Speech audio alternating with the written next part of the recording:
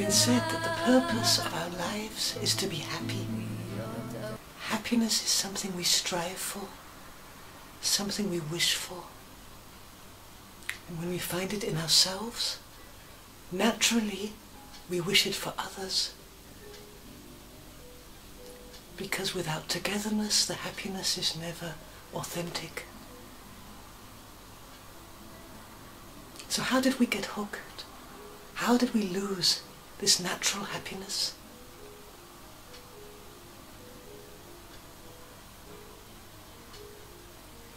Happiness is lost in a fundamental illusion. It's lost when we allow ourselves to believe that as long as we are suffering, as long as we have pain, as long as we have grief, as long as we are waiting for something to come, as long as we feel discomfort, we can't be happy. This is the typical sabotaging mental thought processes of the mind, which says it's either or, this or that. Alcoholic, clean. Happy, sad. Blissful or in pain.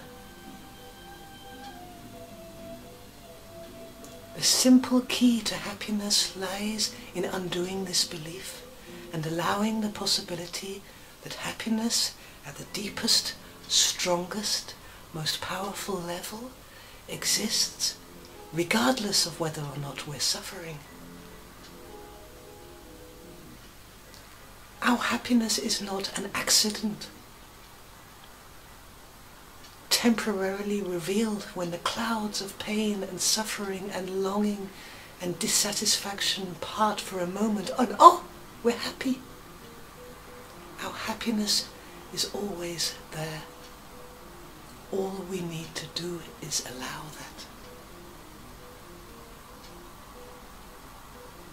In practice, this is a practice. There is an art in it. This means that when we are feeling sorrow, stress, discomfort, or grief, we allow for the possibility that behind that, at a deeper level, there is existing a pure state of happiness, existing at the same time as the sorrow and the grief and the losses and the gains and the worries of our daily life as they change, like the sun behind the clouds. When we allow the possibility that it is there, this happiness, then we open the way for ourselves to turn our attention deeply inside in order to find it.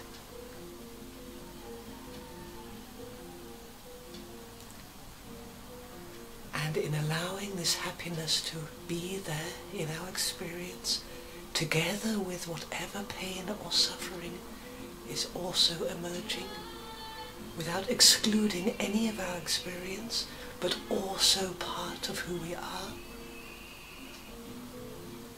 then we move a step more inward into our natural state, and our natural state is a happy one. Even in the most terrible circumstances, there is this happiness. There is a happiness because we are able to experience this which has come into our universe. There is a happiness because we are learning. There is a happiness because we are of service. And there is a happiness because we are here.